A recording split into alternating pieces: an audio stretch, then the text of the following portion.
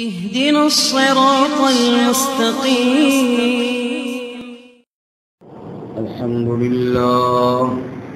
الحمد لله وكفى، والصلاة والسلام على خاتم الرسل وسيد الأنبياء وعلى آله وأصحابه الأتقياء. أما بعد فأعوذ بالله من الشيطان الرجيم. بسم الله الرحمن الرحيم. والسماء ذات البروج واليوم الموعود وشاهد ومشهود. قتل أصحاب الأخدود النار ذات الوقود إذ هم عليها قعود وهم على ما يفعلون بالمؤمنين شهود. وما نقموا منهم إلا أن يؤمنوا بالله العزيز الحميد الذي له ملك السماوات والأرض والله على كل شيء شهيد. إن الذين فتنوا المؤمنين والمؤمنات ثم لم يتوبوا فلهم عذاب جهنم ولهم عذاب الحريق. والسماء ذات البروج، قسم ہے برجوں والے آسمان کی، والیوم الموعود اور مقررہ دن کی، وشاہد ومشہود اور حاضر ہونے والے اور حاضر کیے ہوئے کی. قتل اصحاب الاخدود، قتل کیے گئے یعنی برباد ہوئے خندقوں والے، النار ذات الوقود ایندھن والی آگ والے، اذ ہم علیہا قعود جب وہ اس پر بیٹھے تھے، وہم علی ما یفعلون بالمؤمنین شہود اور وہ جو کرتے تھے ایمان والوں کے ساتھ اس پر حاضر تھے. وما نقموا منہم اور بدلہ نہ لیتے وہ ان سے، الا ان یؤمنوا باللہ العزیز الحمید مگر یہی کہ وہ ایمان لائے اللہ کے ساتھ جو غالب تعریفوں والا ہے. الذی لہ ملک السماوات والارض، وہ ذات کے اسی کے لیے بادشاہت ہے آسمانوں اور زمین کی.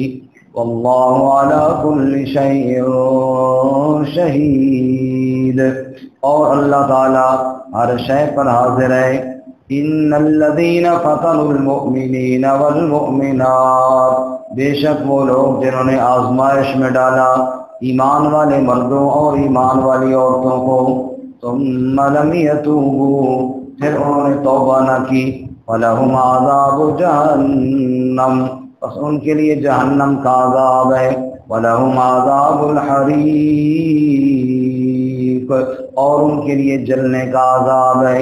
ان الذین آمنوا وعملوا الصالحات، بے شک وہ لوگ جو ایمان لائے اور نیک اعمال کیے، لہم جنات تجری من تحتها الانہار ان کے لیے باغات ہیں جن کے نیچے نہریں بہتی ہوں گی. ذالک الفوز الکبیر، یہ بہت بڑی کامیابی ہے. سبحان ربک رب العزت عما یصفون وسلام علی المرسلین والحمد للہ رب العالمین. اللهم صل على محمد وعلى آل محمد كما صليت على إبراهيم وعلى آل إبراهيم إنك حميد مجيد. اللهم بارك على محمد وعلى آل محمد كما باركت على إبراهيم وعلى آل إبراهيم إنك حميد مجيد. معزز سامعین، سورۃ البروج کی ابتدائی 11 آیات آپ کے سامنے تلاوت کی ہیں۔ اللہ رب العزت ان کے مطابق صحیح بیان کی توفیق عطا فرمائے اور ہمیں قرآن و سنت پر عمل کرنے کی توفیق عطا فرمائے۔ اس سے قبل سورۃ الانشقاق میں قیامت کا تذکرہ تھا اور ان لوگوں کا بیان تھا جو اللہ کی آیات پر ایمان نہیں لاتے۔ سورۃ البروج میں ایسے لوگوں کا بیان ہے جو اللہ کی آیات پر ایمان نہیں لاتے بلکہ الٹا ایمان لانے والوں پر ظلم و ستم کرتے ہیں۔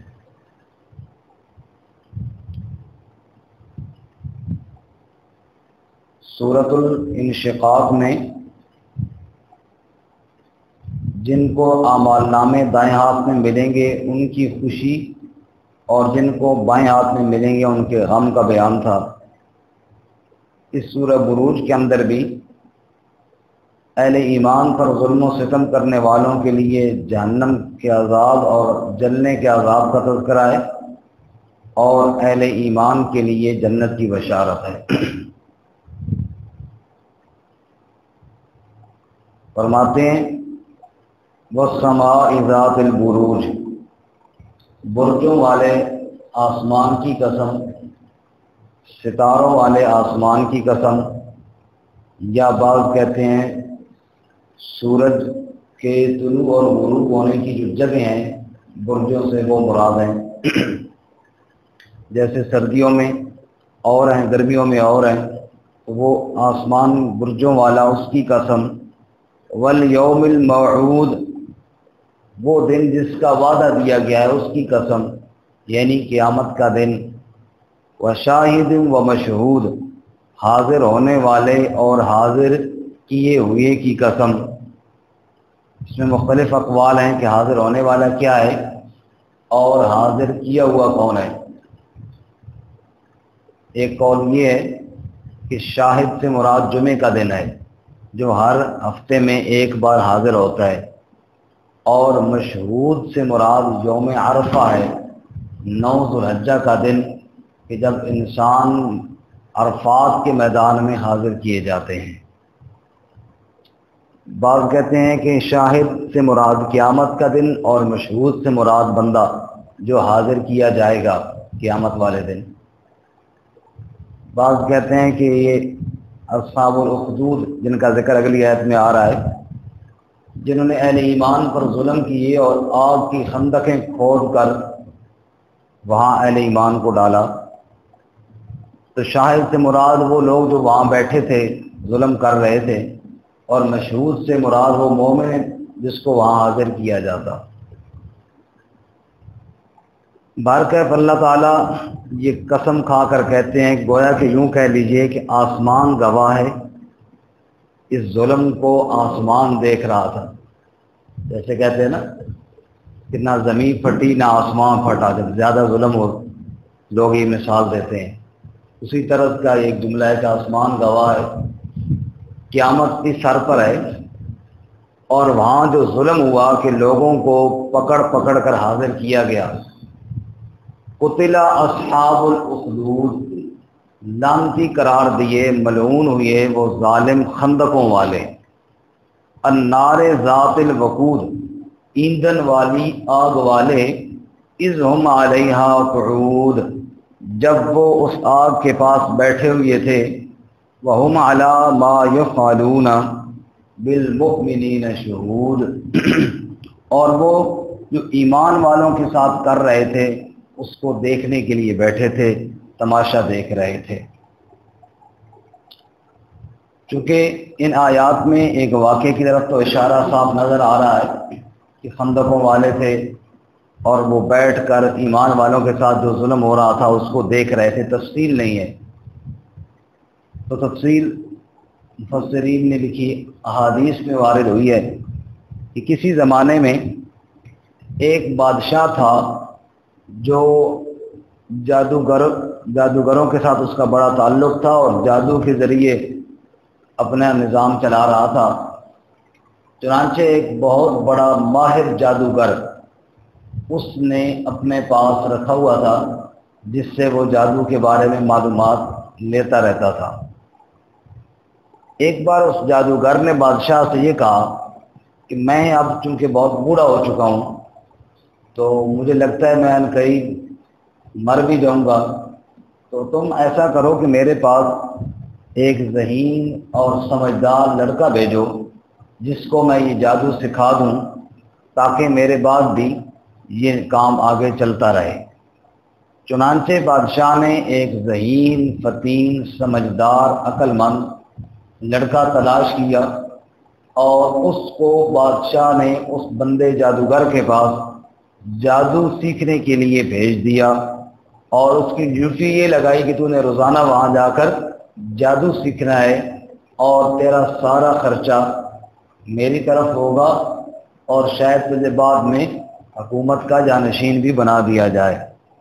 چنانچہ وہ لڑکا باقاعدہ جادو سیکھنا شروع کر دیا اس نے، لیکن اس کے گھر سے لے کر جادوگر کے گھر تک جہاں وہ اس کے پاس جادو سیکھنے جاتا، راستے میں ایک راہب رہتے تھے۔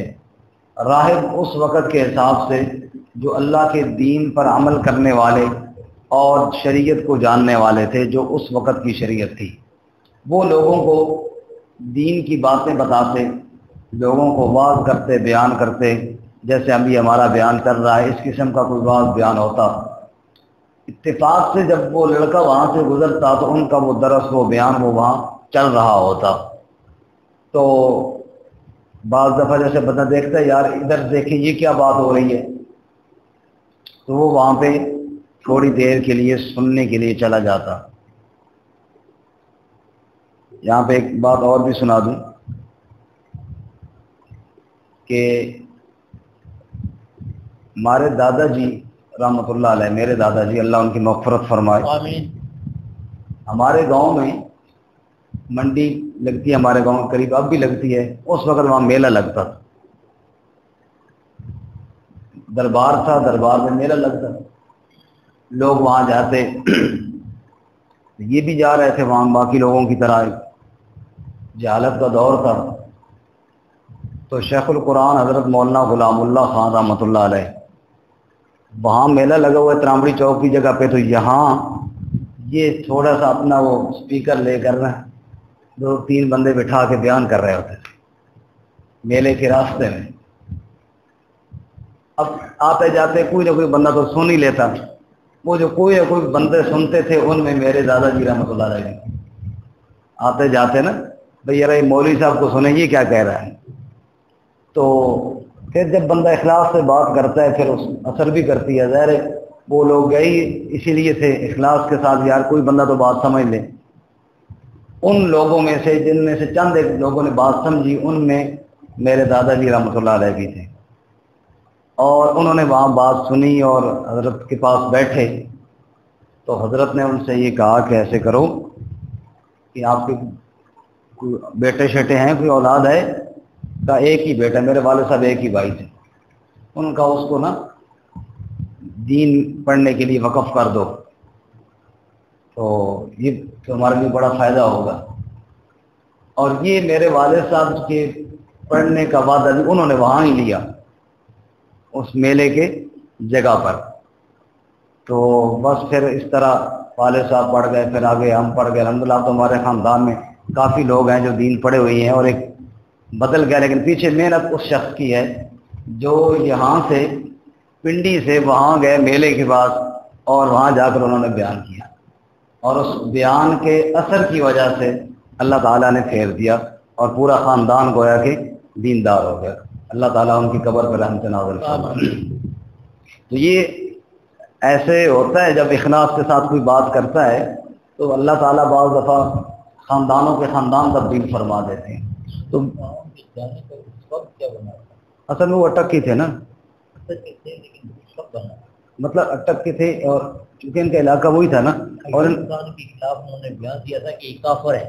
ہاں وہ ایوب والا واقعی بڑا مزدار ہے، جس کا صاحب سنا رہے ہیں نا کہ مولانا غلام اللہ خان رحمۃ اللہ علیہ نے پنڈی میں ایوب کے خلاف بیان دیا تھا، اور اس وجہ سے 1 سال کے لیے، ہاں کس سے کہانی ہے، 1 سال کے لیے اس نے وہاں نظر بند کر دیا تھا، یہاں پر ایک اور لطیفہ بھی ہے، یہ بات قاضی صاحب بھی ٹھیک ہے، شاید یہ وہی والا سال ہوگا، تو اس سال وہ وہاں اٹک میں نظر بند تھے، تو پھر وہ اس نے 3 سال کے لیے جی جی کر دیا بالکل، اور وہ 1 سال یا 3 سال جو بھی تھے وہ ادھر ہی قریب قریب پھرتے، شاید یہ 19 سالوں کا واقعہ ہوگا۔ 19 سالوں کا ہے۔ اور وہاں ایک اور بات لطیفہ والی بات بھی ہے، ابھی قاضی صاحب کی یاد کرانے سے یاد آئی کہ دریا خان، اصل ان کا اصل گاؤں کا نام ہے دریا خان، اٹک میں ہی ہے۔ دریا خان کا جو پیر صاحب تھا نا، اس کے کئی مرید ادھر سے قرآن سننے کے لیے آ گئے، مرید آتے قرآن سنتے، اور جب اس کو قرآن کی یعنی پان لگ جاتی پھر وہ پیری مریدی سے تو نکل ہی جاتا، پیر صاحب کے کام کا تو نہ رہتا، تو کئی مرید آتے قرآن سنتے اور وہ پیروں سے توبہ طیب ہو کر ادھر آتے گئے۔ پیروں کو بڑی تپ چڑھی، آج فلانا چلا گیا، فلانا چلا گیا، فلانا چلا گیا۔ ایک دن کہتے سو جی فلانا جڑا خاص مرید ہے آج وہ بھی مولوی غلام اللہ کے درس سے گیا ہوا۔ پیر بہت بڑی گالی دے کے نا، اب جو گالی ویسے نہیں دینی چاہیے، مسجد میں بالکل نہیں دینی چاہیے، بہت بڑی گالی دیتے ہیں ایوب خان کو، کہتے ہیں ایوبی دی ایسی تیسی کرا، وہ آپ نے بھی چوکلا کاٹ کے میرے بھی ٹونگ چھوڑا، آپ نے بھی چوکلا کاٹ کے میرے بھی جو ٹونگ چھوڑا، پنڈیوں کاٹ کے اس سے بھیج دیتا، میرے سارے مرید خراب کر رہا ہے۔ تو بار کہ وہ لڑکا بادشاہ نے جس کی ڈیوٹی لگائی تھی کہ آپ نے جادو سیکھنا ہے، اور وہ جادو سیکھنے جاتا تو راستے میں وہ راہب دین کی باتیں سکھا رہا ہوتا، جس پر وہ مجھے ساری بات یاد آئی تھی، تو یہ تھوڑی دیر کے لیے وہاں بھی رک جاتا۔ جادو میرا کفر ہے، جادو کیا ہے؟ کفر ہے، اور دین کے اندر ایمان کی باتیں ہوتی ہیں، وہ وہاں پہ سیکھتا کفر تھا اور یہاں پہ ایمان کی بات سن لی، تو ان دونوں باتوں کا بڑا تضاد تھا، زمین آسمان کا فرق تھا۔ لیکن اس کے دل میں جستجو پیدا ہوئی کہ یار دیکھوں تو صحیح کہ یہ کیا کہتے ہیں، چنانچہ اس نے روٹین بنا لی کہ جب بھی وہاں سبق سیکھنے کے لیے جاتا جادو کا، راستے میں تھوڑی دیر ادھر بھی رک جاتا، کچھ باتیں یہاں سے بھی سن لیتا۔ رفتہ رفتہ اس نے دین کی کافی باتیں بھی سیکھ لی اور ادھر سے وہ جادو اور کفر بھی سیکھ رہا تھا۔ اب اس کے دماغ میں مقابلہ چل رہا ہے کہ بات سچی یہ والی ہے یا وہ والی ہے، اللہ سب کچھ کرتا ہے یا جیسے جادوگر شیاطین کی عبادت کرواتا ہے وہ سب کچھ کرتا ہے۔ یہ کشمکش اس کے دماغ میں چل رہی تھی کہ ایک دن ایسا ہوا، حدیث باغ میں آتا ہے وہ جا رہا تھا، راستے کے اندر کوئی ایسی خوفناک چیز درندہ وغیرہ تھا کہ لوگ ڈر کے مارے رکے ہوئے تھے، راہ بند کیا ہوا تھا اس نے کہا آج دیکھتے ہیں کہ سب کچھ اللہ کرتا ہے یا کوئی اور کرتا ہے۔ اس نے ایک پتھر اٹھایا اور کہا یا اللہ سنا ہے کہ تو ہی سب کچھ کرتا ہے۔ وہ راہب وہ بزرگ کہتے ہیں، وہ اللہ والا کہتا ہے کہ سب کچھ کرنے والا تو ہی ہے، اے اللہ اگر تو ہی ہے نا سب کچھ کرنے والا تو یہ میں پتھر پھینک رہا ہوں تیرا نام لے کر، بسم اللہ تیرا نام لے کر، اور تم اس موذی جانور کو مار اور اس کو لگے، اور تاکہ یہ راستہ کھلے اور میں سمجھوں کہ واقعی تو سب کچھ کرنے والا ہے۔ بس اس نے ایسا کیا، اللہ تعالیٰ نے اس کی رہنمائی فرمائی اور وہ راہ کھلا، وہ موذی جانور مرا اور راستہ کھلا، اور اس لڑکے کا وہ ایمان جو تھا اب پختہ ہو گیا اللہ کی ذات پر۔ اور سمجھ گیا کہ جادوگر جو کہتا ہے وہ سب جھوٹ ہے جو میں سیکھنے جاتا ہوں، اصل بات وہ ہے جو اللہ والا وہ راہب وہ بزرگ جو بات کرتا ہے۔ اس نے آ کر وہ سارا واقعہ اس راہب کو بتایا کہ اب تو میرا ایمان پکا ہی ہو گیا ہے اور میں سمجھ گیا ہوں کہ اللہ ہی کرتا ہے جیسے آپ فرماتے ہیں، کیونکہ میں نے عملی طور پر پریکٹیکل کر کے دیکھ لیا ہے۔ تو اس بزرگ نے اس کو بتایا بھائی دھیان کرنا، اب تیرا ایمان تو ہو گیا پکا لیکن آزمائش آئے گی تیرے اوپر، کیونکہ تو بادشاہ کا خاص آدمی ہے اور جادو سیکھنے کے لیے جاتا ہے، اور تم ادھر جناب جادو کا انکار کرے گا تو مسئلہ یقیناً بنے گا، لیکن دھیان کرنا میرا نام بھی نہ بتانا اور ذرا احتیاط سے رہنا۔ چنانچہ جتنا اللہ کی ذات پر بندے کو یقین ہوتا ہے نا اتنا ہی کام جلدی بنتا ہے۔ آج ہمارا یقین کام ہے نا، اس لیے وہ دعاؤں میں اثر نہیں رہا۔ جتنا اللہ کی ذات پر یقین کر کے مانگیں گے اتنا ہی دعائیں جلدی قبول ہوتی ہیں۔ اب اس لڑکے کا تو یقین تھا، ہمارا تو یقین ہوتا ہے نا کچا کچا، کہ چھلانگ مارنے والا کہتا ہے یا اللہ ذرا بچاؤ تو بابا گرو نانک جی تھوڑا دھیان تو بھی کرو، کچھ دھیان اللہ کی طرف بھی ہوتا ہے اور کچھ غیر اللہ کی طرف بھی ہوتا ہے نا، اس لیے یقین کامل نہیں ہوتا تو دعاؤں میں اثر نہیں رہتا۔ اس کا 100% یقین بنا اللہ کی ذات پر، لہٰذا اس نے اللہ تعالیٰ کے سامنے دعائیں کی، اللہ نے اس کی دعاؤں کو قبول کیا۔ اب وہ نابینے اور اسی طرح برس کے مریض، وہ ان کے لیے دعا کرتا، کہتا ہے یار ایمان قبول کرو، کفر سے توبہ کرو، میں دعا کروں گا اللہ تمہیں آنکھیں دے دے گا۔ لوگ اندھے کو کیا چاہیے؟ 2 آنکھیں۔ وہ کہے یار ایمان ہی قبول کرتے ہیں، تم دعا تو کرو۔ وہ لوگوں کے لیے دعا کرتا، اللہ ان کو آنکھیں دے دیتا۔ اس طرح وہ تھوڑا مشہور بھی ہو گیا۔ کیا ہو گیا؟ مشہور ہو گیا۔ حتیٰ کہ بادشاہ کے درباریوں میں سے ایک نابینا تھا، اس نے اس کے لیے دعا کی، اس کی آنکھیں بھی مل گئیں۔ بادشاہ حیران، تیری آنکھیں کیسے ہو گئی؟ اس نے بتایا جی اس لڑکے نے۔ اس نے سمجھا کہ ماشاءاللہ وہ تو شاید جادو سیکھ رہا ہے اور اس جادو کی وجہ سے اتنا ماہر ہو گیا کہ آنکھیں دے رہا ہے۔ اس نے اس کو بلایا کہ لگتا ہے تم اب جادو میں بڑا ماہر ہو گیا ہے۔ اور اس نے کہا جی جادو تو میرا کفر ہے اور میری بے ایمانی ہے، فراڈ ہے، دھوکہ ہے اور کچھ بھی نہیں ہے۔ یہ آنکھیں میں نے نہیں دی، یہ آنکھیں تو میرے رب نے دی ہیں، اور جو بھی ایمان قبول کرے رب سے مانگے اللہ اس کو دے دیتا ہے۔ اب بادشاہ کے تو پاؤں کے نیچے سے زمین نکلی کہ میں نے تجھے کس کام کے لیے بھیجا تھا اور تو یہ کیا سیکھ کے آ گیا، اور یہ تو نے کہاں سے سیکھا؟ ظاہر بات ہے جب مجبور کیا تو بتانا پڑ گیا کہ میں نے فلاں راہب سے سیکھا۔ اس نے راہب کو بلایا اور اس کو قتل کروا دیا دربار میں، اور ایمان کی دعوت دینے والے کو قتل کروا دیا دربار کے اندر۔ پھر اس وزیر جو نابینا جس کو آنکھیں ملی تھی اس کو کہا کہ ایمان سے پھر جا۔ اس نے کہا اللہ تعالیٰ کی ایمان کی وجہ سے تو مجھے آنکھیں بھی ملی ہیں، اب پھر جاؤں تو یہ تو بڑی بے ایمانی ہے، لہذا ایمان میں تو نہیں چھوڑ سکتا۔ مجھے سمجھ آ گئی ہے، اس لڑکے نے سمجھا دیا کہ سب کچھ کرنے والی ذات اللہ تعالیٰ کی ہے۔ چنانچہ اس نے اس کو بھی قتل کروا دیا۔ اب لڑکے سے کہا کہ دیکھ تجھے تو میں نے اپنا جانشین بنانا تھا، تجھے میں نہیں قتل کرنا چاہتا، تجھے میں سمجھا رہا ہوں اس ایمان سے پھر جا، دوبارہ اسی جادو والے جو ہمارا مذہب ہے اس پر آ جا، تو تجھے تو میں جانشین بناؤں گا اپنا، تو قتل ہونے سے بھی بچ جا اور میری بات مان لے۔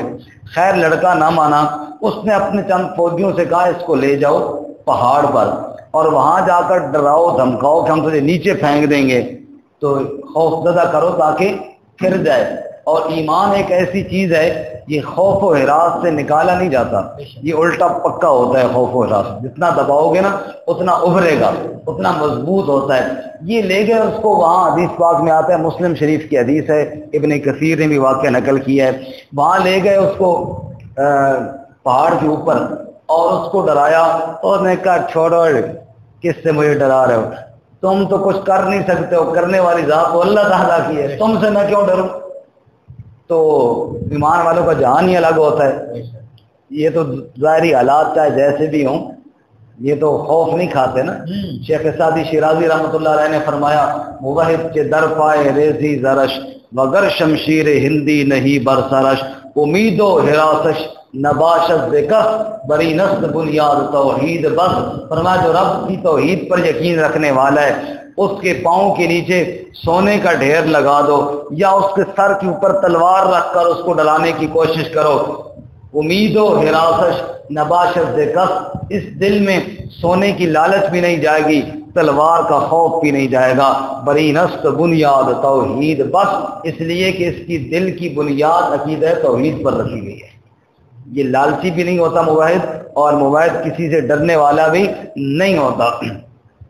اس نے کہا تم مجھے مت ڈراؤ، کرنے والی ذات کس کی ہے؟ اللہ کی ہے۔ اگر میں رب سے دعا کروں تو میرا اللہ مجھے بچا لے گا، تمہیں یہاں پہ تباہ و برباد کر دے گا، مجھے ڈرانے والوں۔ انہاں کا کر رکھ دعا، وہ لگا یا اللہ ان ظالموں کو برباد کر، مجھے یہ بچا لے۔ اللہ تعالیٰ نے اس کی بد دعا کو قبول کیا، اور وہ زلزلہ آیا اور وہ جتنے بھی تھے وہ سارے نیچے گر کے مر گئے، اللہ نے اس کو بچا لیا۔ وہ وہاں سے اتر کر سیدھا بادشاہ کے پاس گیا، وہ خیر ہوئے، کہا خیر کیا ہوئے، مجھے میرے رب نے بچا لیا، تیرے فوجیوں کو میرے اللہ نے برباد کیا ہے۔ یہی تو میں تجھے سمجھانے آیا ہوں کہ سب کچھ کرنے والی ذات اللہ کی ہے، تو بھی توبہ کر شرک اور کفر سے اور جادو سے۔ اس نے کہا یہ تو کام خراب ہو گیا. اس نے ایک اور ٹیم تشکیل دی, تم اس کو ڈراؤ, وہ لے کے دریا میں تجھے پھینکیں گے. اس نے کہا تم ایسی تیسی تم مجھے پھینکو گے, کچھ بھی نہیں ہوگا, وہی ہوگا جو میرا اللہ چاہے گا. چنانچہ اس نے ان کے لیے کی بد دعا اور وہ بھی مر گیا اور وہ بچ کے پھر بادشاہ کے پاس آیا.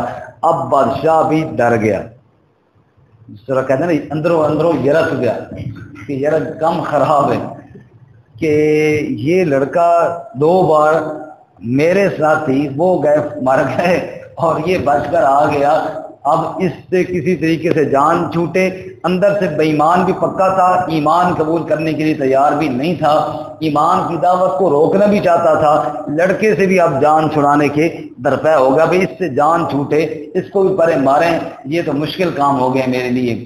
اس لڑکے نے اس کو کہا اگر تو مجھے مارنا ہی چاہتا ہے نا تو طریقہ میں تجھے بتاتا ہوں, تم مجھے پہاڑ پہ بھیج اور ڈرا تو اس طرح نہ میں ڈرتا ہوں نہ میں مرتا ہوں. دریا میں بھیج کے ڈرا تو نہ میں ڈرتا ہوں نہ میں مرتا ہوں. طریقہ یہ ہے لوگوں کو اکٹھا کر اور لوگوں کے سامنے مجھے تیر مار, لیکن رب کا نام لے کر مار.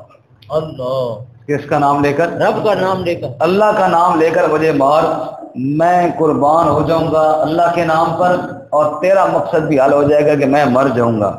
اس نے کہا یہی ٹھیک ہے. چنانچہ اس نے لوگوں کو کہا اکٹھے ہو جاؤ اور اس کو سب کے سامنے اللہ کا نام, یا بسم اللہ رب ھذا الغلام, اللہ کے نام سے جو اس لڑکے کا رب ہے میں تیر مارتا ہوں. اب یہ لوگوں کے اندر یہ بات تو مشہور ہو چکی تھی کہ پہاڑ پر گیا تو وہاں سے بھی بچ گیا, دریا میں گیا تو وہاں سے بھی بچ گیا. یار یہ تو مرتا ہی نہیں ہے, الٹا جناب کو دعا کرتا ہے اور اگلے مر جاتے ہیں. جب بسم اللہ سنانا لوگوں نے, وہ تیر جا کر اسی کن پٹی پر لگا اور وہ شہید ہو گیا اور وہ لڑکا بھی اللہ کے نام پر قربان ہو گیا. تو وہ مجمع جتنا بھی تھا نا, جس نے یہ منظر دیکھا, ان کے دل بھی گواہی دینے لگے کہ واقعی یار اصل تو کرنے والی ذات اللہ کی ہے. اللہ کے نام کا تیر لگا تو بچہ قربان ہو گیا. سب بول اٹھے آمنا برب ھذا الغلام, ہم بھی اس بچے کے رب کے اوپر ایمان لاتے ہیں. سبحان اللہ. اس لیے کہا جاتا ہے نا کہ جو اللہ کے نام پر ذبح ہوتے ہیں, اللہ کے نام پر جو شہید ہوتے ہیں, فرماتے ہیں وہ مرتے نہیں, وہ بیج بن جاتے ہیں. کیا بن جاتے ہیں؟ بیج بن جاتے ہیں. ایک بوری بندہ بیج ڈالتا ہے نا, آگے کتنی بوریاں اٹھاتا ہے. جو اللہ کے نام پہ کٹتے ہیں وہ بیج بن جاتے ہیں اور بیج بن کر ایسے ابھرتے ہیں کہ آگے ایمان کے چشمے اور ایمان کے پودے اور ایمان کے فصلیں لہلانے لگتی ہیں. سبحان اللہ. روزانہ بکرے کتنے اللہ کے نام پہ ذبح ہوتے ہیں. اب عید آ رہی ہے, کتنے بکرے ذبح ہوں گے اللہ کے نام پہ, لیکن پھر بھی دیکھو کہ بکروں کے ریوڑ ہوں گے انشاءاللہ.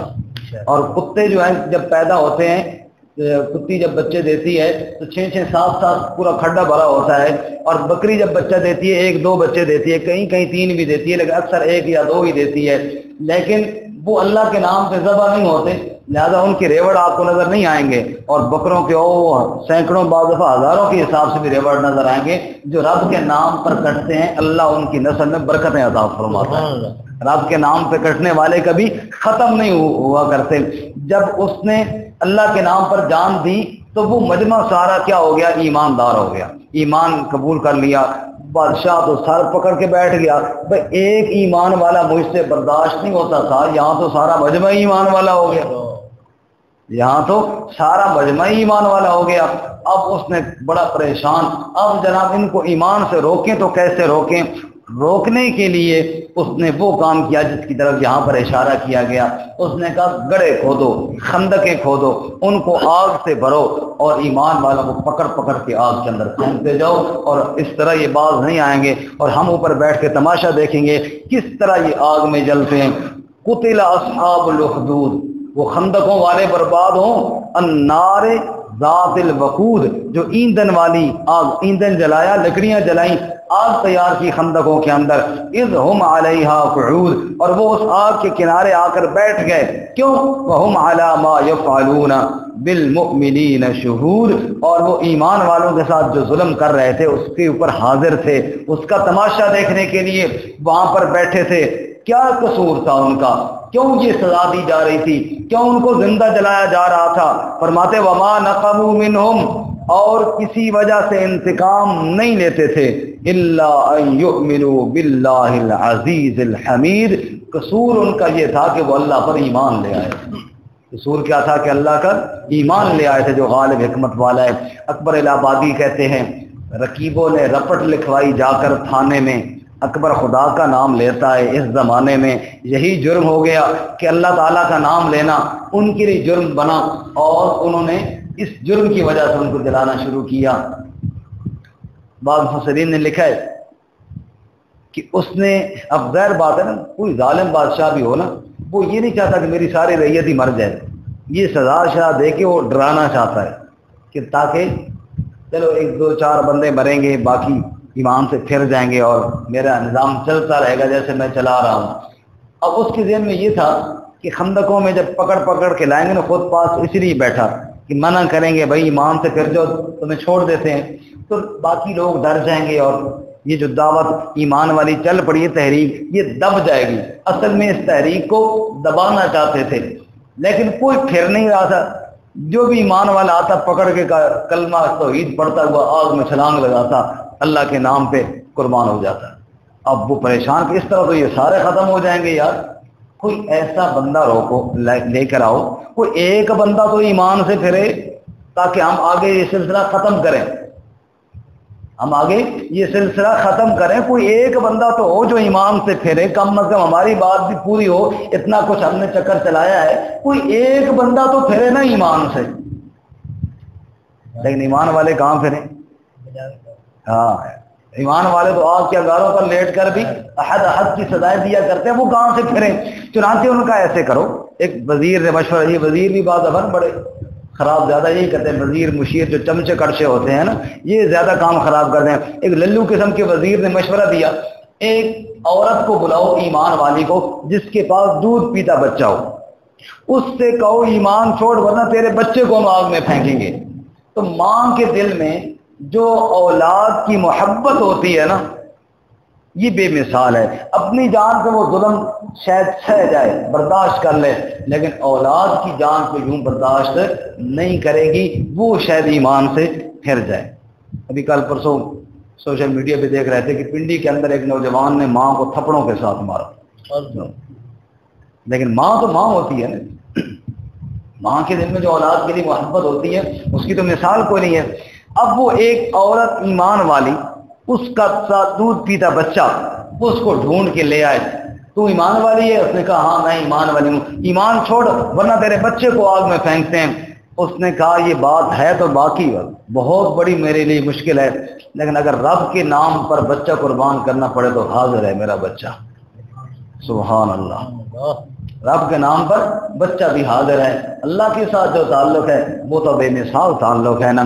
چنانچہ بچے کو کھینچا، آگ کے اندر پھینکا، رب نے اس بچے کو گویائی عطا فرمائی اور وہ چیخ کر ماں سے کہنے لگا، اندر آ مادر کی رارست گلزار خلیل، منت و احسان کر برما رب جلیل۔ ماں جی تو بھی اسی آگ میں چھلانگ لگا دے، یہ بظاہر تو آگ لگ رہی ہے لیکن اندر جنت کا باغ لگ رہا ہے۔ سبحان اللہ۔ اللہ فرماتے ہیں وَمَا نَقَمُوا مِنْهُمْ إِلَّا أَن يُؤْمِنُوا بِاللَّهِ الْعَزِيزِ الْحَمِيدِ۔ یہی جرم تھا کہ اللہ پر ایمان لائے جو غالب حکمت والا ہے، الَّذِي لَهُ مُلْكُ السَّمَاوَاتِ وَالْأَرْضِ، اس اللہ پر ایمان لائے جس کا ملک ہے آسمانوں پر بھی اور زمین پر بھی، وَاللَّهُ عَلَىٰ كُلِّ شَيْءٍ شَهِيدٌ، اور اللہ ہر چیز پر حاضر ہے۔ وہ کیا سمجھ رہے تھے کہ ان کو کوئی دیکھ نہیں رہا؟ اللہ حاضر ہے، اللہ دیکھ رہا تھا، اللہ حاضر ہے، اللہ ناظر ہے، وہ دیکھنے والا ہے۔ ان الذین فتنوا المؤمنین والمؤمنات، اب فیصلہ سنو، جنہوں نے آزمائش میں ڈالا ایمان والے مردوں اور ایمان والی عورتوں کو، ثم لم یتوبوا، پھر توبہ نہ کی، فلہم عذاب جہنم، ان کے لیے جہنم کا عذاب ہے، ولہم عذاب الحریق، اور ان کے لیے جلنے کا عذاب ہے، دوزخ کا عذاب ہے۔ اور ان الذین آمنوا وعملوا الصالحات، جو ایمان لائے اور نیک اعمال کیے ان کے لیے جنت ہے، تجری من تحت الانہار، جس کے نیچے نہریں بہتی ہوں گی، ذالک الفوز الکبیر، یہ بڑی کامیابی ہے۔ جن کو وہ آگ میں ڈال رہے تھے رب کہتا ہے ان کے لیے جنت کا وعدہ، اور جو ظلم کر رہے تھے ان کے لیے آگ کا وعدہ۔ اللہ تعالیٰ ہمیں عمل کی توفیق عطا فرمائے۔ ترجمہ دوبارہ سنیں۔ سماء ذات البروج، قسم ہے برجوں والے آسمان کی، والیوم الموعود، اور مقررہ دن کی، وشاہد و مشہود، اور حاضر ہونے والے اور حاضر کی ہوئی کی، قتل اصحاب الاخدود،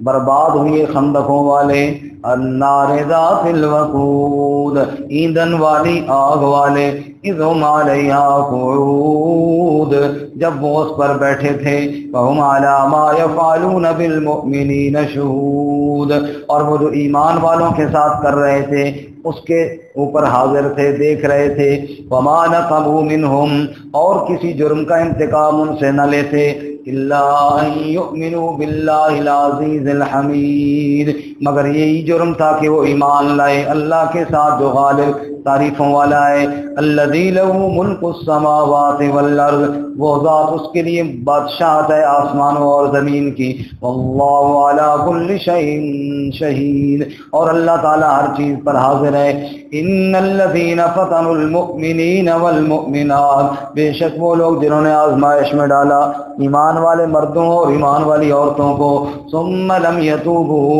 پھر توبہ کوئی نہ کی، فلہم عذاب جہنم، ان کے لیے جہنم کا عذاب ہے، فلہم عذاب الحریق، اور ان کے لیے جلنے کا عذاب ہے، ان الذین آمنوا وعملوا الصالحات، بے شک وہ لوگ جو ایمان لائے اور نیک اعمال کیے، لہم جنات تجری من تحتها الانہار، ان کے لیے باغات ہیں جن کے نیچے نہریں بہتی ہیں، ذالک الفوز الکبیر، یہ بڑی کامیابی ہے۔